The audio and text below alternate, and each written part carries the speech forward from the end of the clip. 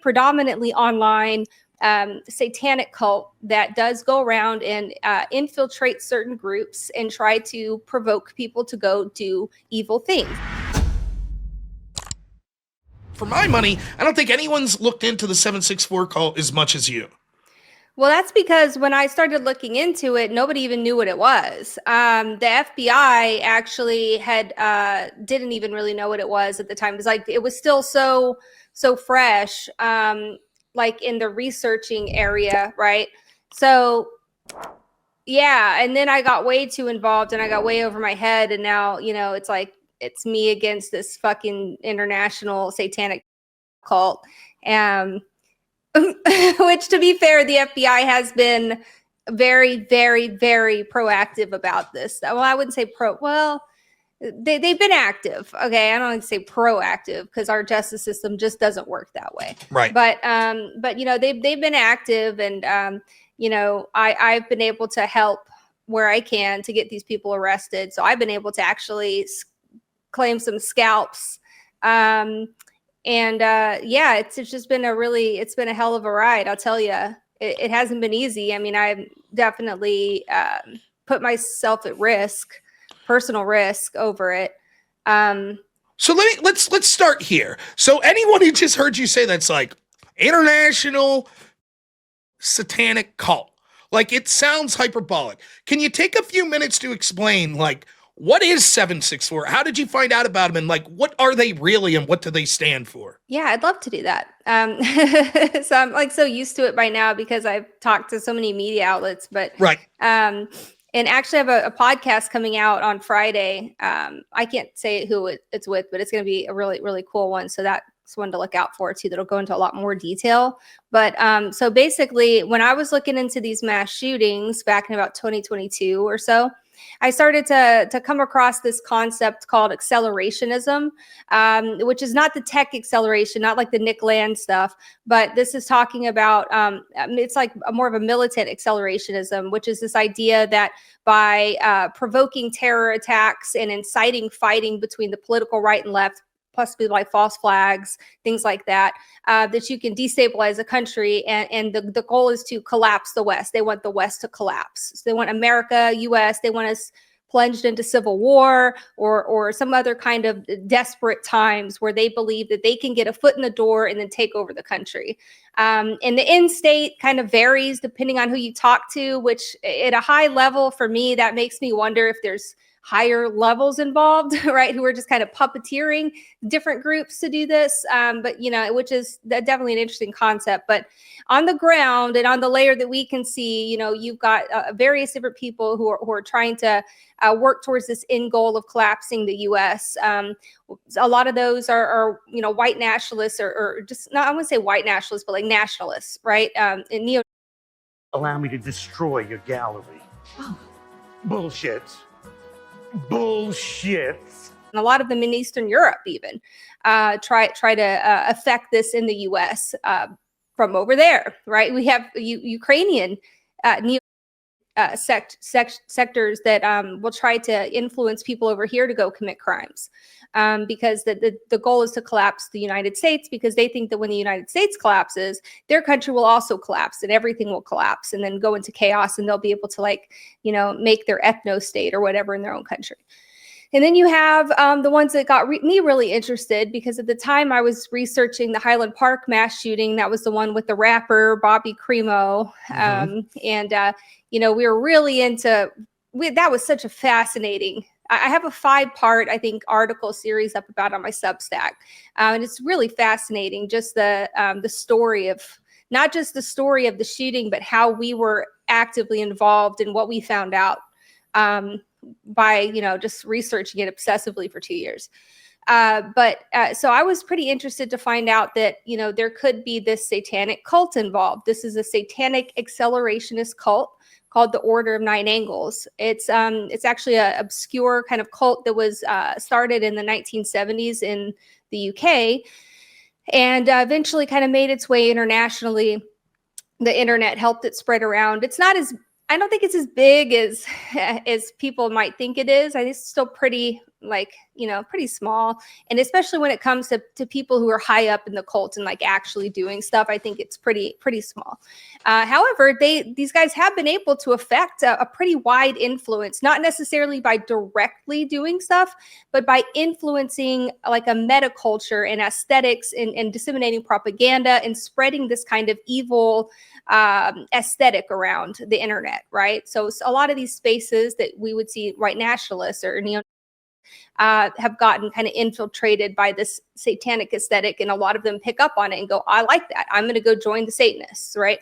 So now we have this this very predominantly online satanic cult that does go around and infiltrate certain groups and try to provoke people to go do evil things. That's their belief, is that by provoking people to go do evil and sinister things, that will increase the amount of evil energy in the causal realm. That's our realm. And that the acausal realm, where the dark gods are, will open stargates, and the dark gods will come and they'll usher in an apocalypse. And of course, they'll be the only ones left. And would they form what's called the Galactic Imperium, where they go colonize the Milky Way. So that's what the Order of Nine Angles believes. Do all of them believe that? Probably not. A lot of them are probably just subversives who are using that as an excuse to get the US to collapse, right? You can look at this in simpler terms. So that's basically that. The 764 stuff we found because we were researching the Order of Nine Angles, and we found out that the Satanic Child Abuse Network, it's an extortion network where they go and they find kids online, either by like Roblox or X, whatever. They find kids who are unsupervised, and they get them into chat rooms like Discord, and they groom them, and they get compromising, either compromising photos, or they find out where they live, and they extort them into doing more and more evil stuff, like cutting themselves, cutting their abusers' names in their bodies on camera, killing their pets, and even up to committing on live stream. So this is what they're trying to get these kids to do. And there's been several, like, confirmed. This isn't like they're trying to do it, but no, like, there's been several confirmed of children, right, because of this group. And a lot of CSAM, a lot of child sexual abuse material coming out of it. So we had found out that this cult, the 764, it's called 764, was somehow connected to Order of Nine Angles. And so I set out to try to figure out what the hell that was. And we knew about 764. We knew that it existed, but we hadn't really gotten into researching it. When I say we, I have like a team of like 2 or 3 other people that have been doing this with me for years. And none of us are like, in law enforcement or anything. We're just investigators. So that's when I saw this viral video of, I don't know if you remember the Kyle Spitz video. It's this guy, he's like in his house, and he walks out the hallway, and his stepdad's screaming and waving a gun around, and he's like, go ahead and shoot me. And then he shoots him, and like, if you pause the video, you can literally see the bullet leaving the barrel. It's actually a crazy video. It ends up just clipping his ear. Didn't hurt him, or didn't seriously hurt him. Well, this video just went unintentionally viral, I think. And what we found out by reading the comments was that there were a few people in the comments who were obviously children or minors who were trying to get attention on it because they were saying that this guy, Kyle Spitz, had abused them and that he was a member of the 764 cult. And so, I talked to a couple of child victims and convinced one of them to go to, well, I didn't really convince her to go to the FBI. It was that she basically gave me her information and I called for her. She ended up being the 12-year-old who's in the criminal complaint against them. So he was arrested by the U.S. Marshals like a month later. He's supposed to be sentenced here soon. They keep pushing the sentencing back. I'm supposed to be there with a whole bunch of camera people filming for a documentary. But so Kyle went down. That was what exactly, if you don't mind me asking, what exactly is he charged with, and how much time is he potentially looking at, or do you not know that specific? Yeah, well, so he's facing up to life because he'll probably get 30. I think that the plea deal was 30 years, but there's they're bringing in witnesses during the sentencing, they're going to have testimony from victims all over the world to try to convince the judge to give him more time. Because like when you look at these criminal indictments, so criminal complaints, it's only going to have a couple of the minor victims who were in the US. But what happened is, like, after this whole thing got publicity, there were people from all over the world. There's a girl in Australia. There's a girl in the UK. And so they want to show the judge that the number of victims he had was way more than is what's listed in the docket, and try to give him more. But I think so far we've seen them get anywhere from like 10 to 80 years. So all these guys who've been arrested, they're getting pretty hefty sentences. They're not going easy on them. And this is partially because there's a terrorism component, right? The school shootings and stuff too. They're trying to provoke kids to go commit mass shootings. And so now that the DOJ has classified them as a tier 1 terror organization, there's more pathways for them to prosecute them as terrorism. So I will say two things to say so far on this. Like, I remember exactly the Spitz video, what you're talking about. And I think, like, I showed it a little last night. I am aware that YouTube's a little iffy on firearms being dispensed on channel, so I'm not going to show it again.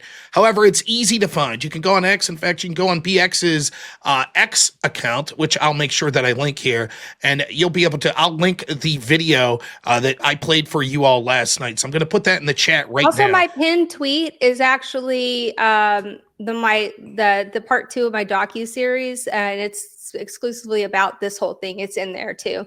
Excellent. So yeah. I'll make sure that I put that up there as well. But you all probably know this. This was incredibly viral.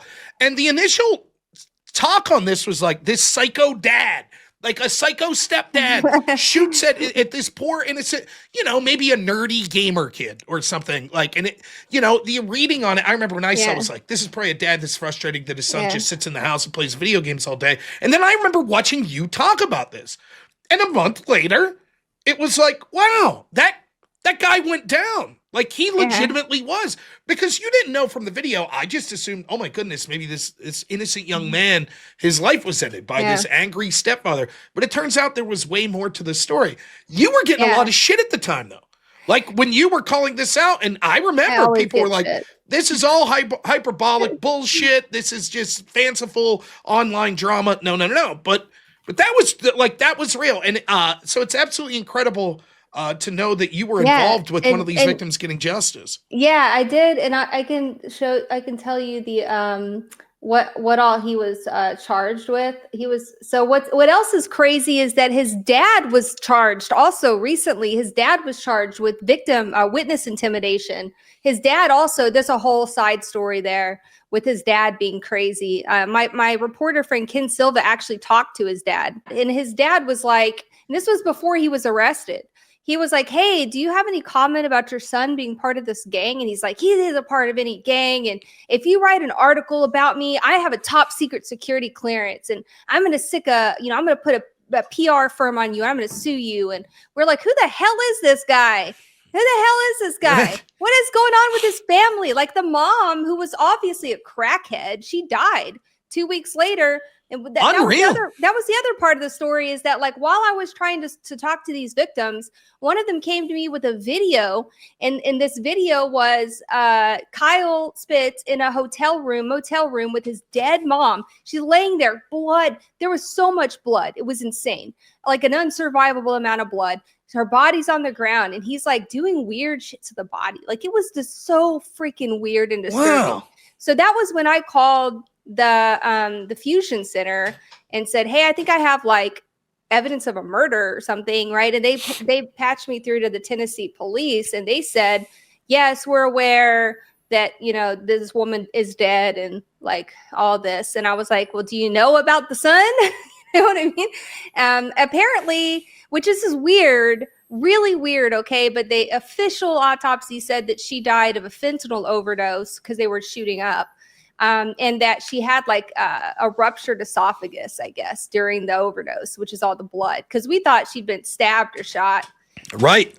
I don't know. Anyways, so after that happened, so the mom died. The stepdad who shot him in the ear in the video, he put a SWAT standoff right after that. So they're all dead or in jail. Like, this is like familicide, like crazy shit. That's crazy, yeah. So the mom worked for Lockheed Martin. Like, and the dad is obviously also a crackhead who's like intimidating his son's child victims, right? Like, what is this family? Why is the government? That's hiring these insane. people? Right. Yeah. That's so You- crazy. You want me to be a conspiracy? They want me to be a conspiracy theorist. So freaking bad, man. With the lawsuit stuff. Okay, they said so he's been charged with anyways, well, he's been charged with production of child sexual abuse material and for soliciting a child to travel across state lines. So they got him on possession, production, and soliciting a minor to traffic her or whatever. And then they also got him on animal abuse charges. But I think that they got rid of that one during the plea deal. Right. But he's still looking at 30 years. Another guy that I just got arrested, another one that I got arrested like a couple of months ago, he was threatening me online. And so I was just playing around. I just tweeted it and I said, the first person to find me this person's identity gets a reward. And sure enough, somebody came to me with his alleged identity, and I sent that straight to the FBI. It said, here's this who's been threatening me. And he was arrested just a few weeks after that. And he was charged with 13 counts of child abuse material production. And each of those counts has a mandatory minimum of 10 years. Wow. So that's going to be a huge rest of his case. life. Yeah. Yeah, no, he's done. So yeah, there's been, then there was another friend of Kyle Spitz who was threatening me after I started talking before Kyle was arrested. This guy was like, if you don't stop talking about it, I'm going to kill your whole family. I'm going to shoot up your house. I know your address. I'm going to shoot your house in 30 minutes. So obviously I was talking to the FBI because I was a victim. So, I ended up having to deal with the FBI a whole lot That's I was the victim of the threats. And then they arrested him. He was in the UK, not close enough to shoot me, but it was still a terroristic threat. Sure. But he was that was one of his charges though. He was arrested for so for child abuse, possession, production, also possession of a terrorism manual, which is illegal in the UK. You can have them here, but you can't have them there. You shouldn't have them here anyways, unless you're someone like me who uses them as reference. But yeah, he had a terrorism manual. He had a knife, and he had plans written down to kill a guy who lived outside his house, a homeless guy. And his biggest charge was that he coerced a girl to on live stream.